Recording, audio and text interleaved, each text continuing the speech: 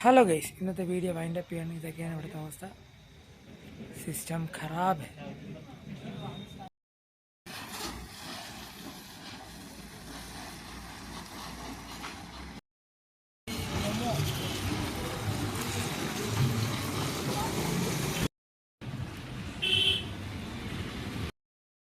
हंसता है जी।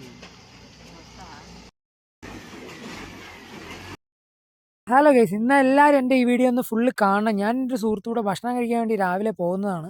ഒരു ഗ്രാമപ്രദേശത്തൂടെ ഞങ്ങൾ നടക്കുന്നത്. ഏകദേശം 3 കിലോമീറ്റർ നടന്നാൽ മാത്രമേ ഞങ്ങൾക്ക് ഭക്ഷണം കിട്ടുള്ളൂ. അടുത്ത് മെസ്സോ കാര്യങ്ങളൊന്നുമില്ല. ഒരു ഹോട്ടലിൽ ഇന്നലെ രാത്രി പറഞ്ഞിട്ടുണ്ട് ഭക്ഷണം വയ്ക്കാൻ വേണ്ടി. രാവിലെ അത് കഴിക്കാൻ വേണ്ടി പോണ വഴിയാണ്. പിന്നെ ചൂട് കാരണം ഭയങ്കര ചൂടാണ് ഗൈസ്. ചൂടെന്ന് വെച്ചാൽ അമ്മാതിരി ചൂട് കാരണം തലയിൽ ഷർട്ടൊക്കെ ഊരി കെട്ടിയിട്ടുണ്ട്. പുതിയൊരു രീതിയിലാണ് ഇന്നത്തെ എൻ്റെ വീഡിയോ.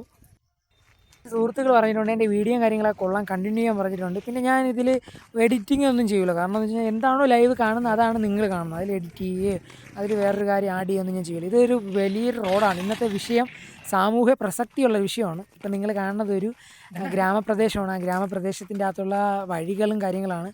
ഇത് വെയിൽ കായാൻ വേണ്ടി വെളിയിൽ കസേര ഇട്ടിരിക്കുന്ന ആളുകളെ കാണാം.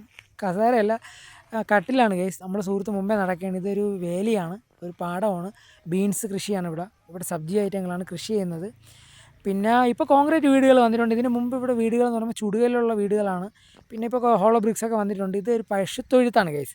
കഥ ഇനി ഇവിടെ നിന്നാണ് അങ്ങോട്ട് തുടങ്ങാൻ പോണത്.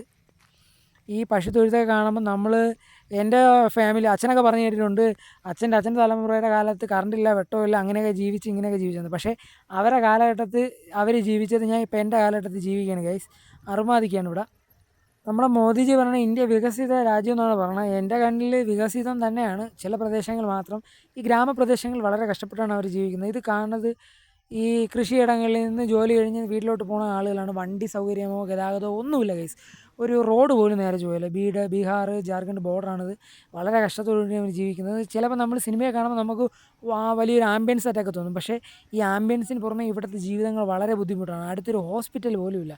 ഒരു രാത്രി ഒരു ആവശ്യം വന്നാലോ, ഒരു പ്രസവം വന്നാലോ, ഒരു മെഡിക്കൽ ഇഷ്യൂ വന്നാലോ ഇവിടെ കിടന്ന് മരിക്കുക, അത്രേ ഉള്ളൂ. ഹലോ ഗൈസ്, എല്ലാവർക്കും സുഖമാണോ? ഇന്നത്തെ എൻ്റെ ഒരു വീഡിയോ വെറൈറ്റിയാണ്. ഞാൻ ഇന്ന് നിങ്ങൾക്ക് പരിചയപ്പെടുത്താൻ പോണ കുറച്ച് കാര്യങ്ങളുണ്ട്. നമ്മുടെ കേരളവും ഈ ജാർഖണ്ഡ്, ബീഹാർ, ഛത്തീസ്ഗഡ് തുടങ്ങിയ സംസ്ഥാനങ്ങളെയും കുറിച്ച് എൻ്റെ ഒരു അറിവാണ്. ഏകദേശം ഒരു വർഷത്തോളമുള്ള എൻ്റെ ഒരു അന്വേഷണ അറിവാണ് നിങ്ങൾക്കിന്ന് ഞാൻ വീഡിയോയിലൂടെ പറയാൻ പോകണം. ഞാനിപ്പോൾ നിൽക്കുന്നത് ഒരു രാജസ്ഥാൻ മരുഭൂമിയിലോ ഒരു രാജസ്ഥാനിലോ ഒന്നും അല്ല. ഇത് ജാർഖണ്ഡിൻ്റെയും ബീഹാറിൻ്റെയും ഒരു പ്രദേശത്താണ്. ഇതൊരു ബീഹാർ ജാർഖണ്ഡ് ബോർഡറാണ്. അപ്പോൾ ഇവിടെ തലക്കെട്ട കാണുമ്പോൾ വിചാരിക്കും വേറെ ഒന്നുമില്ല, ചൂട് കാരണം ഞാൻ ഷർട്ടൊക്കെ ഊരി ഇട്ടിരിക്കുകയാണ്. ഭയങ്കര ചൂടാണ്, ഒന്നുമില്ല. അപ്പോൾ ആശുപത്രി കാര്യങ്ങൾ ഭയങ്കര ബുദ്ധിമുട്ടാണ്. പിന്നെ ഒരു മെഡിസിനിലൊക്കെ പിടിച്ച് നിൽക്കുന്നത്, ശരീരം തീരെ സുഖമില്ല. പിന്നെ ഞാൻ ഇന്ന് വീഡിയോയിൽ മെയിനായിട്ട് പറയാൻ ഉദ്ദേശിക്കുന്ന കുറച്ച് കാര്യങ്ങളുണ്ട്. അത് ഈ സോഷ്യൽ കമ്മിറ്റ്മെൻ്റ് ആണെങ്കിൽ അങ്ങനെയും പറയാം, അല്ലെങ്കിൽ എന്താണ് അങ്ങനെ നമുക്ക് കാണുന്ന ഒരാൾക്ക് നമ്മൾ പറഞ്ഞ ഒരു അഭിപ്രായത്തിന് മറുപടി പറയാൻ പറ്റുള്ളൂ. അപ്പോൾ നിങ്ങൾ കണ്ടിട്ട് എന്താണ് നിങ്ങൾ സ്വയം മനസ്സിലാക്കണം. ഇതിൽ കുറച്ച് ഹിന്ദിയും മലയാളവും എല്ലാം മിക്സാവും. കാരണം ഇത് നമ്മളെ രണ്ട് സംസ്ഥാനങ്ങൾ തമ്മിലുള്ള പ്രശ്നമാണ്. ഇതിൽ കുറച്ച് മലയാളികളുണ്ട്. അപ്പം എല്ലാവർക്കും നല്ലൊരു ദിനം. ഇതെന്ന് വെച്ച് കഴിഞ്ഞാൽ ഗ്രാമപ്രദേശത്ത് നെല്ലിൻ്റെ കൊയ്ത്ത് കഴിഞ്ഞതിന് ശേഷം അവർ കൃഷിയിടങ്ങളെല്ലാം കൊയ്ത്ത് കഴിഞ്ഞതിന് ശേഷം ഇങ്ങനെയാണ്. പിന്നെ ഇതെന്ന് പറയുമ്പോഴത്തേക്കും ഈ ചാണകത്തിനെ പപ്പടം പോലെ റൗണ്ടാക്കി ഈ വെയിലത്തിട്ട് ഉണക്കി തിരിച്ച് മറിച്ച് ഉണക്കും. ഏകദേശം ഒരാഴ്ചയോളം ഉണക്കും. ഉണക്കിയതിന് ശേഷം വിറകിന് പകരം ഉപയോഗിക്കാൻ വേണ്ടിയാണ് ഇവർ ഇങ്ങനെ തയ്യാറാക്കിയിട്ടുള്ളത്. ഇതിനെ ഗോയിട്ട എന്നാണ് ഹിന്ദി പറയുന്നത്. ഇവർ ഈ വേനൽക്കാലങ്ങളിലും മഞ്ഞ് കാലങ്ങളിലും ഇതുപയോഗിച്ചാണ് വിറക് കത്തിക്കുന്നത്. ഇപ്പം നമ്മൾ കാണുന്നതെന്ന് പറയുമ്പോഴത്തേക്കും ഒരു മരുഭൂമി പ്രദേശമാണ്. ഇവിടെ വേറെ മരങ്ങളോ വീടുകളോ ഒന്നുമില്ല. ഗൈസ്. ഇതൊരു സർക്കാർ സ്കൂളാണ്. പിന്നെ വരണ വഴിയാണ്. ഇതൊരു മെയിൻ റോഡാണ്. കണ്ടാൽ പറയോ. ഇവിടെ ഇരിക്കുന്ന ദീദിയാണ് എൻ്റെ അടുത്ത് പറഞ്ഞത് വിറകിന് വേണ്ടിയാണ് ഇത് ഉപയോഗിക്കണതെന്നും കാര്യങ്ങളും. ഇവർ മെയിനായിട്ട് ഈ പശു പരിപാലനമാണ് ഇവരെ ജോലി. രാവിലെ ആകുമ്പോൾ പശുക്കളും കൊണ്ട് കാട്ടിലോട്ട് പോകും, മേയാൻ വിടും. എന്നിട്ട് വൈകുന്നേരം ആകുമ്പോൾ ഇവരെല്ലാവരും കൂടെ ഒരുമിച്ച് വന്ന് പശുക്കളും ഇവരുമായിട്ട് വീട്ടിൽ അങ്ങ് താമസിക്കും. ഇതൊക്കെയെന്ന് പറയുമ്പോൾ നിത്യ കാഴ്ചകളാണ് ഇവിടെ. ഈ മണ്ണ് കണ്ടോ, ഇത് മണ്ണാണ്, ഫുള്ള് മലിനമാണ്. ഇവിടെ തൊട്ടടുത്തൊരു കോറി പ്രവർത്തിക്കുന്നുണ്ട്. മെയിൻ തീം കോറിയെക്കുറിച്ചാണ് ഇന്നത്തെ എൻ്റെ വീഡിയോ. ഈ കോറി കാരണം ഭയങ്കര സീനാണ്. ഇതെന്ന് പറഞ്ഞാൽ പശുവിനെ കൊണ്ട് കറക്കിക്കും. കറക്കിച്ചതിന് ശേഷം നെല്ല്, മറ്റേ കറക്കലല്ല, പാല് കറക്കുന്ന കറക്കല്ല, ഇത് വേറെ കറക്കാണ്. ഇങ്ങനെ റൗണ്ടാക്കും. റൗണ്ടാക്കിയതിന് ശേഷം നെല്ല് കൊയ്ക്കാൻ വേണ്ടിയുള്ള ഉപകരണമാണ്. ഞാൻ ഒന്ന് കറക്കി നോക്കി ഗൈസ്, നടക്കണല്ലോ, ഭയങ്കര ടൈറ്റാണ്. നമ്മൾ ഒരാളെ കൊണ്ടൊന്നും പിടിച്ചത് അനങ്ങൂല. അപ്പോൾ 2 പശുവിനെ 2 കാളയും കൊണ്ടൊക്കെയാണ് കറക്കണം. ഈ കണ്ട ഇതൊക്കെ റോഡാണ്. കണ്ട ആരെങ്കിലും വിശ്വസിക്കുന്നത് റോഡാണെന്ന്? ഇമ്മാതിരി റോഡ്. ഇവിടെ വണ്ടി ഗതാഗത സൗകര്യങ്ങളൊന്നുമില്ല. ബസ് ഓട്ടയൊന്നുമില്ല. നടന്ന് തന്നെയാണ് ആളുകൾ വരുന്നത്. പിന്നെ സൈക്കിളുണ്ട്. ഇതെല്ലാം പൊളിഞ്ഞ് കിടക്കുന്നതാണ്. സ്കൂളിൻ്റെ ഒക്കെ ഒരു കാമ്പൗണ്ടാണ്. കോഴി എല്ലാം ഉണ്ട്. ഇതൊരു വീടാണ്. ഒരു കുഞ്ഞിനെ കണ്ട ഒരു പയ്യനാണ്. ഞാൻ ആദ്യം പെൺകുട്ടിയാണെന്ന് വിചാരിച്ചു. ഒരു പയ്യനാണ്. അവരെ വീട് സൗകര്യങ്ങളാണ്. लोग का घर तरफ इतना बड़ा माइन है, आप लोग दिक्कत नहीं है? दिक्कत है। क्या क्या दिक्कत है बच्चा बोलो? रोड खराब है, फील्ड नहीं है, फील्ड नहीं बना रहा है। हाँ, आप लोग को रहने के लिए, जंगल से डेली काट रहा है। हाँ हाँ, आप लोग स्कूल जाने के लिए बहुत दिक्कत है। हाँ, बहुत जाते हैं। वो हेल्थ इश्यू है। हाँ, जाते हैं, रोड पे पानी पड़ता है। हाँ हाँ, रोड आपका रोड अच्छा है? नहीं, बहुत खराब है। बहुत खराब है। कितना साल इधर महीने है? मैं 6-7 साल हो गया। ओ 14 साल महीना है। आपको जमीन में माइन करता है, उधर भी आपको कितना रुपये मिलेगा?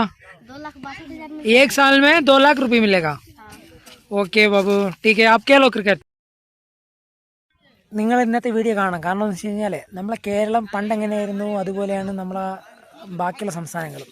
വളരെ വലിയ രീതിയിൽ കോറി പ്രവർത്തനങ്ങൾ നടന്നുകൊണ്ടിരിക്കുകയാണ്. ഇവിടുത്തെ ഓരോ കുഞ്ഞുങ്ങളുടെ അവസ്ഥയാണ് ഞാൻ ഇന്ന് ഈ വീഡിയോയിലൂടെ കാണിക്കാൻ പോകുന്നത്.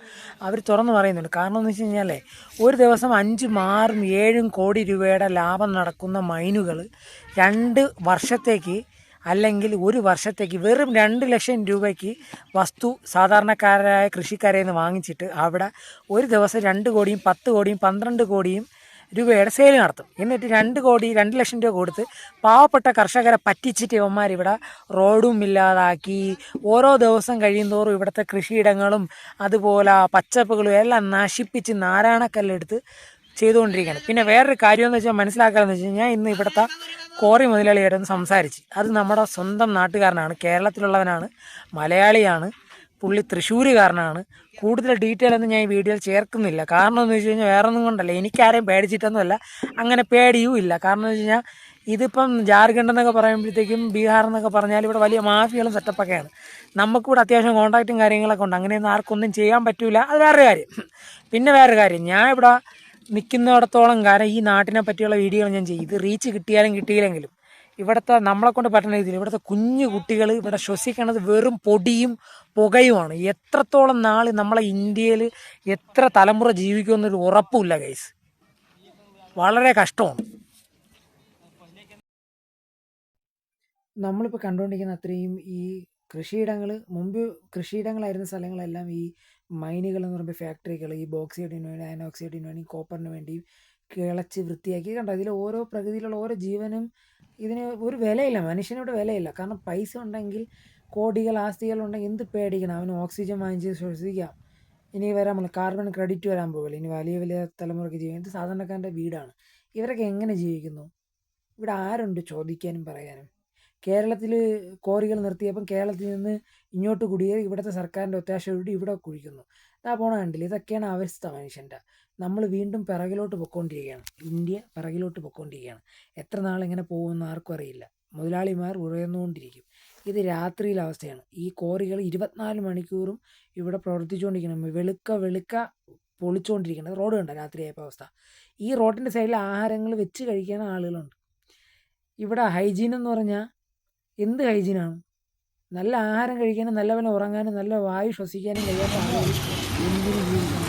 മുതലാളിമാർക്ക് ലാഭം ഉണ്ടാക്കാൻ വേണ്ടി മാത്രമാണ് നമ്മുടെ സമൂഹം ഇപ്പോഴും ജോലി ചെയ്തുകൊണ്ടിരിക്കുന്നത്. വളരെ സങ്കടമാണ്. ഹലോ ഗൈസ്, അപ്പോൾ ഇന്നത്തെ എൻ്റെ വീഡിയോ വൈൻഡപ്പ് ചെയ്യാണ്.